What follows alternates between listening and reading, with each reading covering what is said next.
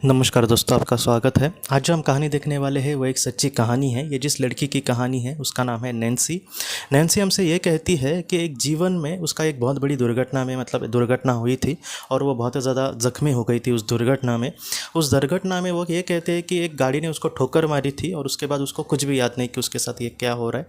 और नैन्सी एक अलग ही दुनिया में उसने अपने आप को पाया। जब उसको चेतना, जब होश आया, तब उसने देखा कि वो एक अलग ही दुनिया में थी। नैन्सी हमसे ये कहती है दोस्तों कि उस दुनिया में जाकर नैन्सी को बहुत ही ज़्यादा शांति लग रही थी। नैन्सी ये कहती है कि पृथ्वी पर वो बोलती है ना, सब कुछ था उसके पास। एकदम क्या अमीर तो नहीं थी और एकदम गरीब भी नहीं थी, लेकिन थोड़ी बहुत अच्छी ज़िंदगी थी उसकी।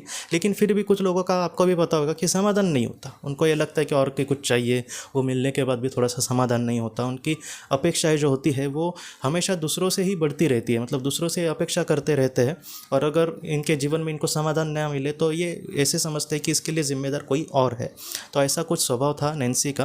नैन्सी ये कहती है कि उस दुनिया में जाकर उसके ना ही अपेक्षा थी, ना ही कुछ सपने रह गए थे। वो ये कह रही थी कि जहाँ पर मैं शांति से वहाँ पर बहुत ही अच्छे से रह सकती हूँ, ऐसा वो एक माहौल था और वो दुनिया बहुत ही सुंदर लग रही थी।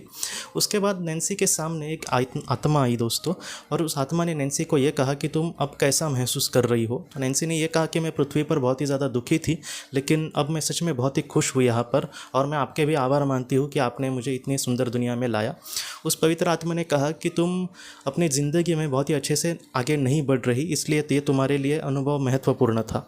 नैन्सी ये कहने लगी कि हाँ, तुम बराबर बोल रही हो। मेरे जो करीबी लोग थे मेरे परिवार के, और ज़्यादातर इसकी जो माँ थी, नैन्सी हमेशा उसके साथ चिल्ला कर ही बात करती थी। उसकी माँ ने उसके लिए बहुत कुछ करने की कोशिश की, लेकिन नैन्सी को यही लगता था कि उसको कुछ और मिलना चाहिए, या फिर मेरे परिवार की परिस्थिति की वजह से मेरे कुछ सपने पूरे नहीं होते, जैसे मुझे हर महीने में कुछ नए नए कपड़े चाहिए वगैरह। तो इस तरीके से वो अपने माँ पर हमेशा चिल्लाती रहती थी। और नैन्सी ये कहती है बाद में कि मुझे अब बुरा लग रहा है इस बात से, लेकिन अब मैं उसके लिए कुछ कर नहीं सकती। लेकिन उस पवित्र आत्मा ने उसको ये कहा कि तुम्हारा जो अनुभव है ये कुछ वक्त के लिए ही है, तुम्हें फिर से पृथ्वी पर जाना होगा। ये सुनकर नैन्सी को बहुत बुरा लगा। नैन्सी ने यह कहा कि मैं सच में फिर से नहीं जाना चाहती, वो ज़िंदगी मेरे लिए नहीं है, मैं यहाँ पे शांति से अपनी ज़िंदगी जी सकती हूँ। लेकिन उस पवित्र आत्मा ने ये कहा कि अगर तुम यहाँ पर ही रहोगी, अगर फिर से नहीं जाओगी, तो क्या होगा, तुम्हारे माँ के सामने कुछ ऐसे दुख आ जाएंगे जिसका चुनाव उसकी आत्मा ने नहीं किया, इसलिए खामखा उनको ऐसा दुख मत देना। और कहीं ना कहीं तुम उसके कर्जदार हो। कर्जदार उसने तुम्हारे लिए बहुत कुछ किया है, इसलिए तुम खामखा ऐसे उसको छोड़कर मत जाना। जितना हो सके तुम भविष्य में उनके लिए बहुत ही ज़्यादा कुछ करने की कोशिश करना, उनको खुशियाँ देने की कोशिश करना, जिससे वो भी तुम पर खुश होगी और तुम्हारे भी जीवन का सार्थक हो जाएगा। ये बातें उस पवित्र आत्मा ने नैन्सी को कुछ इस तरीके से कही, जैसे हम एकदम समझा कर, जैसे हमारे अच्छे शिक्षक हमसे कहते हैं। और इसके बाद नैन्सी ने कहा कि हाँ ठीक है, तुम बोल रहे हो इसलिए मैं जा रही हूँ। मुझे भी पता है मेरी माँ को मैंने बहुत ही ज़्यादा उनके साथ बुरा व्यवहार किया, लेकिन अब मुझे फिर से जाने की तो इच्छा नहीं थी। मैं हाँ दिल से माफ़ी मांग सकती हूँ उनसे, लेकिन मुझे फिर से पृथ्वी पर नहीं जाना था। लेकिन पवित्र आत्मा ने कहा कि नहीं, तुम्हारे लिए यही ठीक है कि तुम फिर से जाओ। तो बाद में नैन्सी ने कहा हाँ ठीक है। बाद में नैन्सी अपने जीवन में फिर से लौट आई, और ये कह रही थी कि जब वो उसको चेतना आई पृथ्वी पर, तब वो अस्पताल में थी और उसको बहुत ज़्यादा उसका खून वगैरह बहा था। और नैन्सी ये कहती है कि बाद में उसकी माँ भी वहाँ पर आई थी अस्पताल, वो भी उसके लिए रो रही थी। लेकिन अब नैन्सी को समझ आया गया था कि एक सच्चा जो प्यार है माँ का, वो सिर्फ इस पृथ्वी पर ही उसको नहीं दिखा, बल्कि उस आत्मलोक में भी दिखा। नैन्सी ये कहते हैं कि उसने एक मन में ठान लिया कि एक पल के लिए भी अपने माँ को दुख नहीं देगी। और इसके बाद उसका पूरा जीवन का जो स्वभाव था वो बदल गया। और नैन्सी बाद में अपनी माँ की खुशियों के लिए, उसको खुशियाँ देने के लिए उसने बहुत कुछ किया। कभी भी उनसे उल्टा ऐसे बात नहीं किया, और वो बहुत ही अच्छे से अपने माँ के साथ ज़िंदगी जी रही है।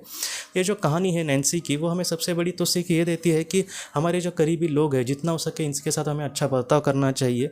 हमारे माता पिता कभी कभी हमारे लिए बहुत कुछ करते हैं, लेकिन ज़रा भी उनको हम कीमत नहीं देते, या फिर हम इस तरीके से इस धारा में होते हैं कि उन्होंने हमारे लिए किया तो क्या हुआ, वो उनका कर्तव्य है। ऐसा कभी भी हमें नहीं सोचना चाहिए।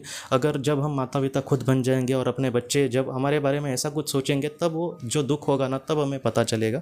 इसलिए जितना हो सके हमें अपने जीवन में दोस्तों हमारे करीबी लोगों को तो खुशियाँ देनी ही चाहिए, लेकिन जो ऐसे लोग हैं जिनके साथ हमारा ज़्यादा संपर्क नहीं, हमारा दोस्त वगैरह होंगे, तो जितना हो सके उनके लिए भी अच्छा कुछ करने की निस्वार्थ भावना से हमें हमेशा कोशिश करनी होगी दोस्तों।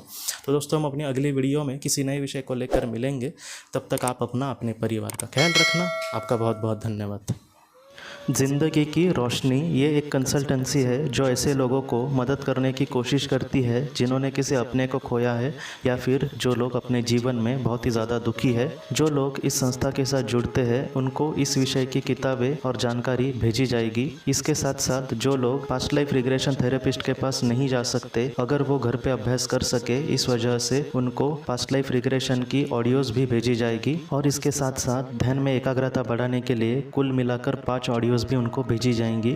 तो जो लोग इस संस्था के साथ जुड़ते हैं उनको यह सारी चीज़ें उनके ईमेल पर या फिर व्हाट्सएप पर भेजी जाएंगी। अगर आपको इस संस्था के साथ जुड़ना है तो कृपया इस नंबर पे व्हाट्सएप करें।